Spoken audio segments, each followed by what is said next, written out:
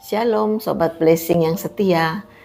Kembali pada hari ini kita baca firman Tuhan yang diambil dari 1 Korintus 10 ayat 9 sampai 13. Dan janganlah kita mencobai Tuhan seperti yang dilakukan oleh beberapa orang dari mereka sehingga mereka mati dipagut ular. Dan janganlah bersungut-sungut seperti yang dilakukan oleh beberapa orang dari mereka sehingga mereka dibinasakan oleh malaikat maut. Semuanya ini telah menimpa mereka sebagai contoh dan dituliskan untuk menjadi peringatan bagi kita yang hidup pada waktu di mana zaman akhir telah tiba. Sebab itu, siapa yang menyangka bahwa ia teguh berdiri, hati-hatilah supaya ia jangan jatuh. Pencobaan-pencobaan yang kamu alami ialah pencobaan-pencobaan biasa yang tidak melebihi kekuatan manusia, sebab Allah setia dan karena itu Ia tidak akan membiarkan kamu dicobai melampaui kekuatanmu. Pada waktu itu kamu dicobai, Ia akan memberikan kepadamu jalan keluar sehingga kamu dapat menanggungnya.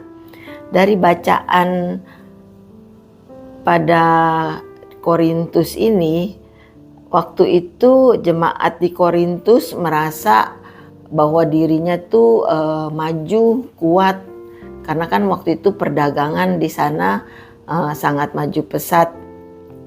Jadi mereka itu merasa sombong gitu. Jadi mereka pikir mereka nggak perlu dengan Tuhan, nggak perlu mengandalkan Tuhan, jadi mereka berjalan dengan sendiri.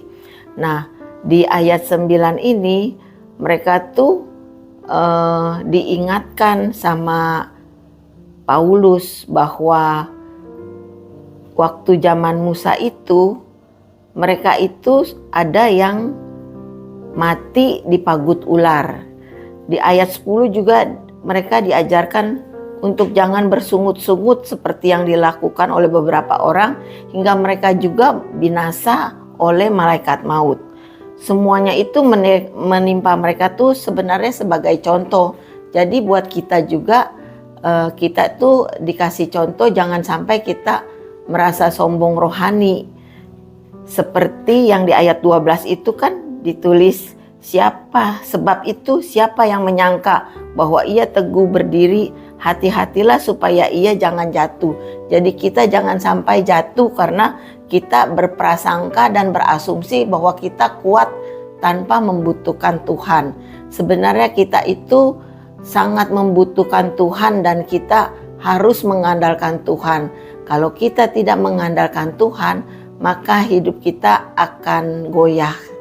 Demikianlah firman Tuhan pada hari ini. Mari kita bersatu dalam doa.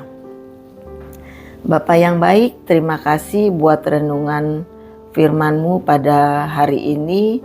Biarlah Tuhan Engkau mengajarkan kami untuk tetap setia, tetap mengandalkan Engkau, tetap teguh berdiri, tidak goyah ya Bapa. Terima kasih Tuhan, terima kasih. Biarlah renungan ini boleh menjadi kekuatan bagi kami.